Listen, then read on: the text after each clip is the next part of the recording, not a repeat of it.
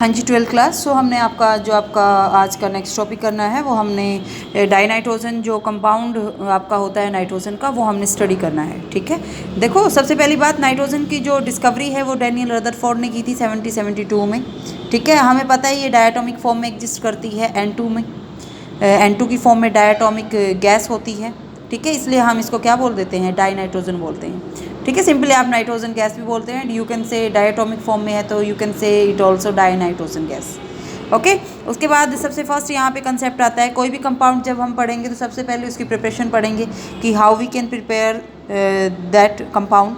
फिर हम उसकी प्रॉपर्टी पढ़ेंगे कि फिजिकली वो कैसे एग्जिस्ट करता है, किस फॉर्म में होता है। फिर हम उसकी केमिकल रिएक्शन करते हैं, फिर हम उसके यूज़ करते हैं। ठीक है, तो same pattern we have to apply here. तो सबसे पहली बात हम यहाँ पे प्रिपरेशन का कंसेप्ट करते हैं डाइनाइट्रोजन का।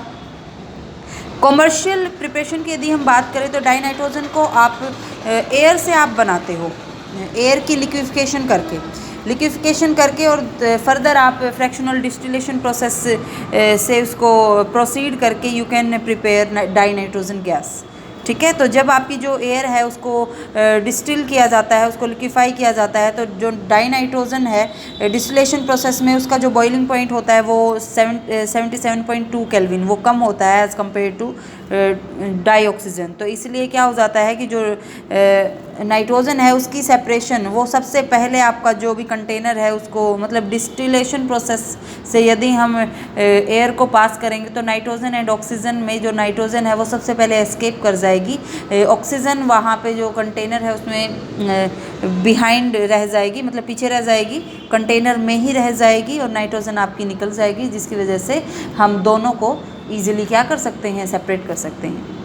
ठीक है, ये डिस्टिलेशन प्रोसेस क्या होता है ये मैंने आपको अच्छे से बता रखा है। हमने जब ऑर्गेनिक केमिस्ट्री की थी 11th में, तो वहाँ पे हमने हर एक टाइप के जो प्रोसेसेस हैं वो हमने स्टडी किए थे।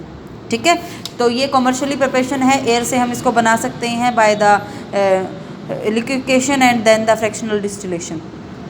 ओके, यदि हम लेबोरेटरी की बात करें तो लेबोरेटरी में डाइनाइट्रोजन को आप 3 मेथड से बना सकते हो। सबसे फर्स्ट यहाँ पे दिया हुआ है, लैब की बात हो रही है ये यहाँ पे, कि आपके पास जो अमोनियम नाइट्राइट है यदि आप उसको हीट करते हैं तो you can prepare the nitrogen gas. ठीक है, अब सबसे पहली बात आपको ये पता होना चाहिए कि जो अमोनियम नाइट्रेट है वो आपका कैसे बनता है।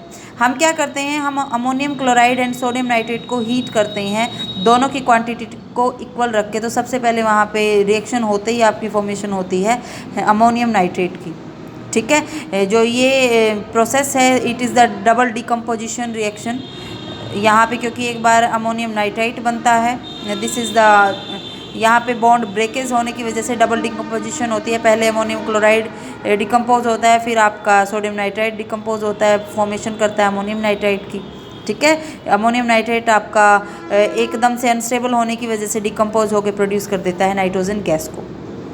ठीक है, और इन्होंने कहा है कि इस जो रिएक्शन होती है इसमें कुछ अमाउंट आपका NO और HNO3 का भी बनता है जो एक्ट करते हैं एज ए इम्प्योरिटी, उसको हम वहाँ से रिमूव कर सकते हैं यदि हम जो गैस है उसको एक्वस सल्फ्यूरिक एसिड और पोटाशियम डाइक्रोमेट के सॉल्यूशन से पास करें तो।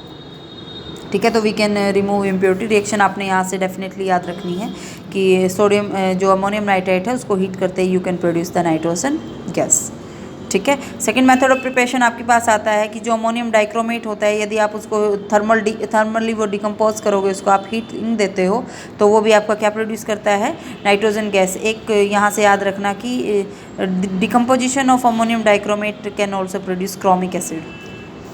ठीक है, अब ये जो अमोनियम डाइक्रोमेट है ये बनता कैसे है, जब आप पोटाशियम डाइक्रोमेट को ट्रीट कराते हो विद अमोनियम क्लोराइड, तो वहाँ से आपका अमोनियम डाइक्रोमेट बनता है।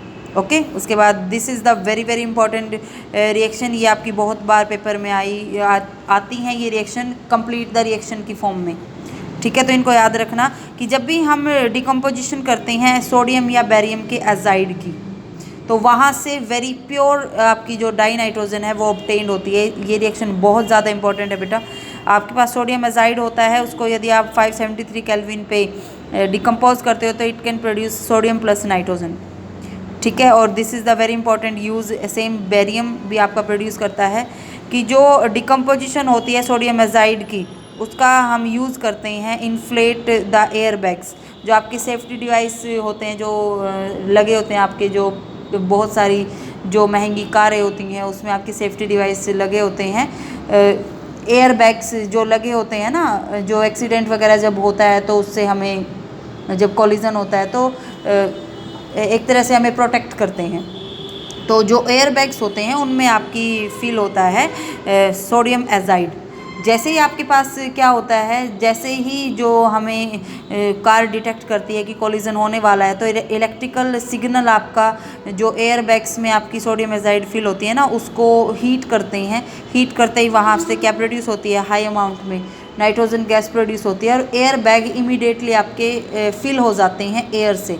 और जो यदि हमें कोई इंजरी वगैरह होनी है तो हमें उस चीज़ से प्रोटेक्ट करते हैं। ठीक है, तो इस चीज़ को याद रखना। नेक्स्ट आपके पास आता है प्रॉपर्टीज़ ऑफ डाइनाइट्रोजन।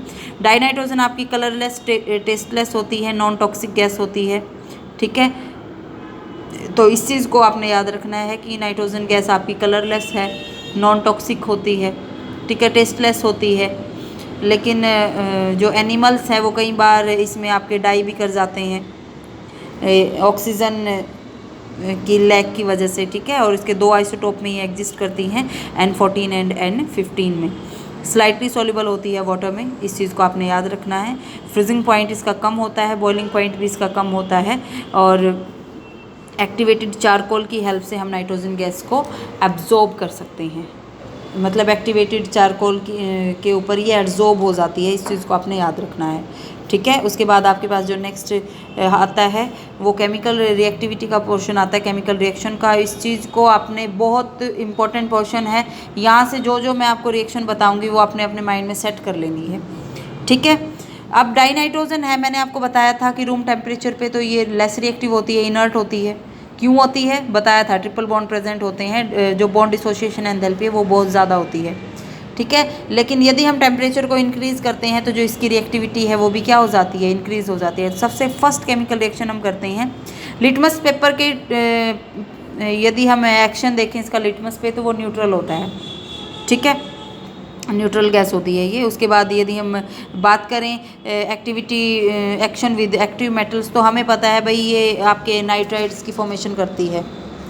ठीक है, तो नाइट्राइड्स बनाती है जब भी आप डाइनाइट्रोजन को रिएक्ट कराते हो विद डिफरेंट मेटल्स, तो वहाँ से आपके पर्टिकुलरली नाइट्राइड की फॉर्मेशन होती है। ठीक है, उसके बाद यदि हम नॉन मेटल पे इसका एक्शन देखें तो आपकी जो डाइनाइट्रोजन है, आपकी नाइट्रोजन गैस है, वो नॉन मेटल के साथ आपकी रिएक्शन कर सकती है। सबसे फर्स्ट रिएक्शन विद डाईहाइड्रोजन, तो it is the very important reaction, Haber process होता है अमोनिया की मैन्युफैक्चरिंग में। नेक्स्ट जो टॉपिक आप करोगे उसमें आप पढ़ोगे इस प्रोसेस को। नाइट्रोजन एंड जो आपकी होती है हाइड्रोजन, जब हम दोनों के मिक्सचर को हीट करते हैं 700 केल्विन पे और 200 एटमॉस्फेरिक प्रेशर पे किसी कैटलिस्ट की प्रेजेंस में, which is iron oxide, molybdenum को आप यूज़ करते हो as a promoter of the reaction, तो वहाँ से अमोनिया की फॉर्मेशन होती है। 1:3 में आपकी, 1 रेशो में आपकी नाइट्रोजन प्रेजेंट होती है। थर्ड पार्ट आपका, जो 3 पार्ट्स हैं वो आपके हाइड्रोजन के होते हैं। तो formation of ammonia took place which is known as the Haber process. ठीक है, उसके बाद ऑक्सीजन के साथ भी कॉम्बिनेशन करके it can produce the nitric oxide. इसको, इस रिएक्शन को याद रखना है। हैबर प्रोसेस तो आप याद रखोगे ही। ठीक है, नाइट्राइड्स में किसी एक एग्जाम्पल को आपने याद रख लेना है यहाँ से। This reaction is very very important, most important. Action of alumina in the presence of coke, alumina के साथ आपकी जो नाइट्रोजन गैस है वो कॉक की प्रेजेंस में रिएक्शन करती है और यहाँ से आपका बहुत इंपॉर्टेंट कंपाउंड बनता है which is known as the aluminium nitride. तो ये रिएक्शन कंप्लीट द रिएक्शन की फॉर्म में आती है आपके पास। आपने याद रखना है कि यहाँ से एल्यूमिनियम नाइट्राइड और कार्बन मोनोऑक्साइड की फॉर्मेशन होती है। ठीक है, तो ये आपका टॉपिक डाइनाइट्रोजन का था। उसके बाद एक रिएक्शन और यहाँ पे दे रखी है, reaction with calcium carbide. Calcium carbide के साथ रिएक्शन करके ये आपका कैल्शियम अमाइड बनाती है। तो ये रिएक्शन है, इसको आपने अपने माइंड में रखना है। ये मेथड ऑफ प्रिपरेशन में आ सकता है आपका अमोनिया के, तो इस रिएक्शन को भी आप एक बार ज़रूर पढ़ लेना। ठीक है, और यहाँ पे बोला है यदि हम बात करते हैं कैल्शियम साइनामाइड की और कार्बन के मिक्सचर की, तो इसको आप फर्टिलाइज़र की तरह यूज़ कर सकते हैं। And it is a very important thing, nitrolim. Nitrolim आपके पास क्या होता है, कैल्शियम साइनामाइड प्लस कार्बन का जो मिक्सचर होता है उसको आप नाइट्रोलिन बोलते हो। ठीक है, उसके बाद आपके पास जो इसको करो या ना करो एक्टिव नाइट्रोजन को एक बार पढ़ लेना, ठीक है, अपनी नॉलेज के लिए। वैसे आप एनसीईआरटी में से इस चैप्टर को आपने प्रोसीड करना है, एनसीईआरटी में से करोगे क्योंकि प्रदीप्स में फिर आपको बहुत ज़्यादा कंटेंट लगेगा। तो पहले एनसीईआरटी से पढ़ना, एनसीईआरटी की कोई भी रिएक्शन नहीं छोड़ोगे आप, ठीक है, हर एक पॉइंट को आपने वहाँ से डिस्कस करना है। फिर आपको यदि ऐसा लगता है कि यू कैन कवर प्रदीप्स, फिर आपने प्रदीप्स को वहाँ से ओपन करना है। ठीक है, तो मैंने वो रिएक्शन बताई हैं यहाँ पे जो आपके एनसीईआरटी में प्रेजेंट है। ठीक है, उसके बाद यदि हम यूज़ की बात करें तो we can prepare nitric acid, ammonia, calcium cyanamide हम बना सकते हैं। डाइनाइट्रोजन का यूज़ से इनर्ट होती है, इनर्ट एटमॉस्फेयर ये प्रोवाइड करती है आयरन और स्टील की इंडस्ट्री में। ठीक है, तो इसको एक्ट करती है ये एज अ इनर्ट डाइल्यूटेंट, केमिकल की जो रिएक्टिविटी होती है उसमें। ठीक है, जो इलेक्ट्रिक बल्ब होते हैं उसकी फिलिंग में हम डाइनाइट्रोजन का यूज़ कर सकते हैं। ठीक है, तो इसके डिफरेंट यूज़ आपको दिए हुए हैं, तो यूज़ आपने डाइनाइट्रोजन के करने हैं। आज आपने बस यही एक टॉपिक कवर करना है और एक पेंटा हैलाइड्स का टॉपिक आपने कवर करना है, जो हैलाइड्स का और एनालमस प्रॉपर्टी जो आपने पढ़ी थी नाइट्रोजन की। ठीक है, कल हम आपका नेक्स्ट टॉपिक करेंगे, दैट इज़ द अमोनिया। इसमें हम हैबर प्रोसेस को डिस्कस करेंगे। ठीक है, तो प्रॉब्लम कुछ आती है तो आप मेरे से पूछ लेना। Okay, thank you.